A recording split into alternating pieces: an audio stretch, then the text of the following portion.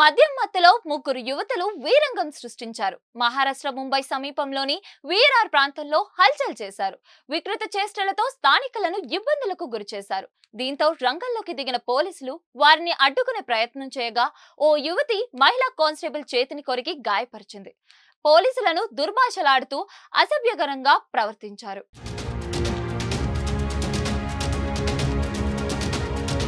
మహిళల్లో ఒకరు ఏకంగా ఇన్స్పెక్టర్ కాలర్ పట్టుకొని గొడవకు దిగింది. దీంతో అక్కడ గందరగోళ పరిస్థితి తలెత్తింది. పోలీసులు అతి కష్టం మీద ఆ ముగ్గురిని అదుపులోకి తీసుకున్నారు. వారిపై ఐపీసీ పలు సెక్షన్ల కింద కేసులు నమోదు చేసి కోర్టుకు హాజరుపరిచారు. అయితే ఈ ఘటనను సంబంధించిన ఫోటోలు, వీడియోలు ప్రస్తుతం నెట్టింట వైరల్ అవుతున్నాయి.